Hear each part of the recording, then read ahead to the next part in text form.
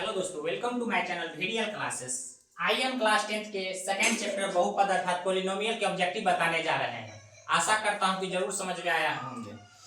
चलिए स्टार्ट करते हैं। ये जो क्लास 10th के दूसरा नंबर चैप्टर है बहुपद, क्या है?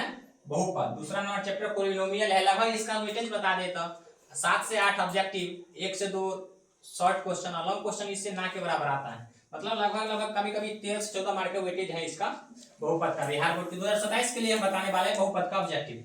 आइए स्टार्ट करते हैं। हमारे संस्थान का एड्रेस हुआ गोडिया घाट सोनकी रोड दरभंगा। अगर किसी भाई बंधुओं को या मित्र सखा को अगर ऑफलाइन विजिट करना है तो ऑफलाइन आके आप पढ़ सकते हैं। गारंटी जरूर देंगे कि 400 मार्क जरूर आएगा, 400 मार्क जरूर आने की गारंटी। चलिए स्टार्ट करते हैं। पहला हमें बोल रहा है, क्या बोल रहा है? पहला बोल रहा है कि बहुपद है कौन सा। हम लोग सीखे होंगे, बहुपद पढ़े होंगे तो जरूर सीखे होंगे, यदि चर मान का आघात, किसका? यदि चर मान का आघात पूर्ण संख्या हो। क्या हो?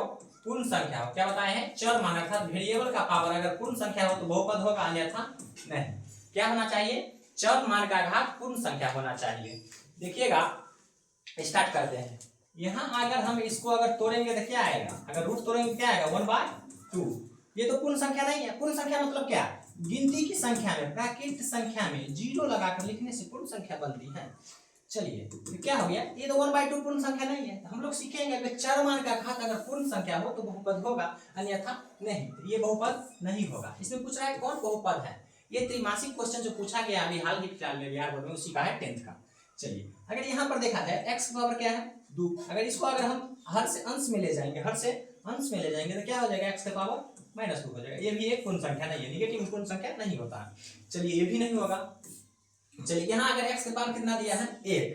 अगर नीचे 1 है तो अगर अंश में ले जाएंगे तो x पावर कितना हो जाएगा? -1। ये भी पूर्ण संख्या नहीं है। अर्थात इसमें क्या है?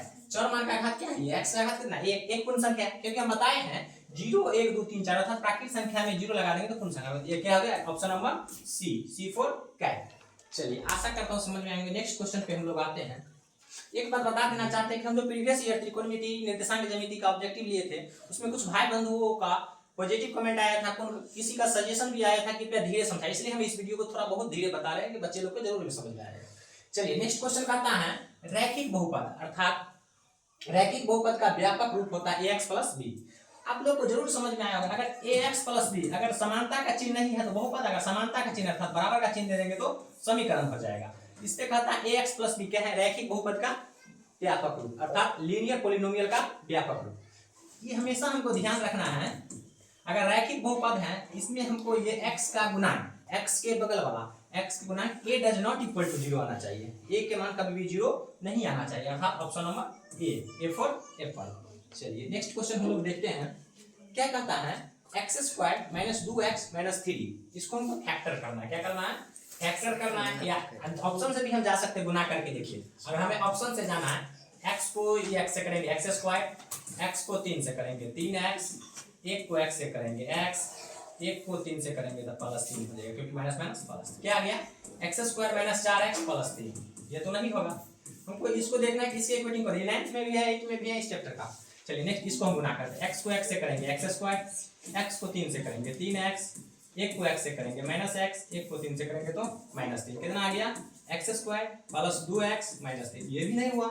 चलिए नेक्स्ट देखते हैं हम लोग। इसी तरह सब में गुना करना है। x को x से करेंगे x², x को 3 से करेंगे 3x, 1 को x से करेंगे x, 1 को 3 से करेंगे -3। कितना आ गया? x² 3x माइनस में x प्लस में है, कितना आ गया? -2x - 3। अर्थात देखिए तो यही क्वेश्चन कर रहा है ना, x² - 2x - 3। तब ऑप्शन नंबर सी हो गया सही। इस तरह गुना करके हम चेक करेंगे। यहाँ से फैक्टर भी हम तोड़ दिए, फैक्टर भी तोड़ के बना सकते हैं। नहीं, यहाँ पर क्या बोले? फैक्टर भी तोड़ क्या बताया है? 1 यहाँ 3, 1 3 को गुना करेंगे, उसके बाद यहाँ फैक्टर तोड़ेंगे। 3 में से 1 में से 3 गया -2। यहाँ से फैक्टर तोड़ के भी हम बना सकते हैं। अगर समय कम लगेगा फैक्टर तोड़ के ऑप्शन भी जा सकते हैं। तो ऑप्शन नंबर सी हो गया। चलिए नेक्स्ट क्वेश्चन देखते हैं। नेक्स्ट क्वेश्चन कहता है px दिया हुआ है बहुपद x² - 3x - 4, x² - 3x - 4। उनको p2 के मान ज्ञात करना। इस टाइप के क्वेश्चन हर साल बिहार बोर्ड में सीधा डिटो छपता है, लिख लीजिएगा। वीडियो का फोटोकॉपी करेगा बिहार बोर्ड। चलिए x के जगह हमें 2 पुट करना है। देखिए बाबू लोग, x के जगह हमें 2 पुट करना, p2 का मान करना है ना, x के जगह 2 पुट करना है। x² मतलब 2 का स्क्वायर, 3x मतलब 3 × 2, माइनस 4। 2 का स्क्वायर कितना आ गया 4, 3 गुना 6 माइनस 4 कितना आ गया 4 माइनस 10। 4 माइनस 10 कितना हो गया माइनस 6, अर्थात ऑप्शन नंबर ए हो गया। सेम इसी टाइप अगर px दे देगा p1 बोलेगा p2 बोलेगा, फिर जहां अगर क्या है x की जगह 2 पुट किया मतलब जहां जहां x है वहां वहां 2 को चिपका दीजिए, अपने आंसर आ जाएगा। चलिए नेक्स्ट क्वेश्चन देखते हैं हम लोग, क्या कहता है शून्य को का योग। आइए बाबू यहाँ पर इस चैप्टर का पहला सूत्र हमें ध्यान रखना होगा, जो सूत्र हमें पूछा जाता है। देखिएगा क्या कहता है शून्य को का योग। देखिए द्विघात बहुपद है तो 2 को शून्य निकलेगा, एक को अल्फा मानेंगे एक को बीटा मानेंगे। अगर द्विघात बहुपद है तो 2 शून्य मतलब 2x का मान निकलेगा, घात 2 है तो x का मान 2 निकलेगा, एक को अल्फा मानेंगे एक को बीटा। हमको बोलता है शून्य को का योग, आप लोगों को जरूर पता होगा। देखिए यहाँ पे एक्स स्क्वायर के गुणांक को a बोलेंगे, x के गुणांक को b बोलेंगे और अचर को c बोलेंगे। आप लोगों को पता होगा शून्य को का योग अल्फा प्लस बीटा का फॉर्मूला क्या होता है, अल्फा प्लस बीटा शून्य को का योग का फॉर्मूला क्या होता है माइनस बी बार ए, माइनस बी बार ए। शून्य का योगफल क्या होता है अल्फा प्लस बीटा बराबर माइनस बी बार ए।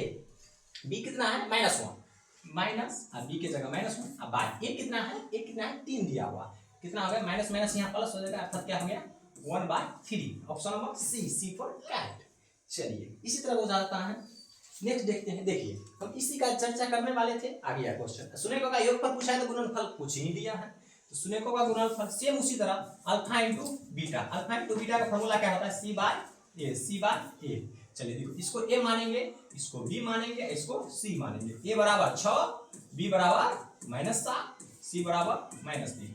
हमें शून्य का गुणनफल अर्थात अल्फा इंटू बीटा क्या होता है फॉर्मूला इसका सी बाय ए, सी बाय ए, सी बाय ए। तो सी कितना है, सी कितना है सी कितना है, सी कितना है यहाँ पर -3, ए कितना है 6। देखिए इसको खट खट मचा लेंगे 1 2, तो -1/2। ऑप्शन नंबर कहाँ गया -1/2 है कहीं, हाँ देखिए B4 बाहुबली में है।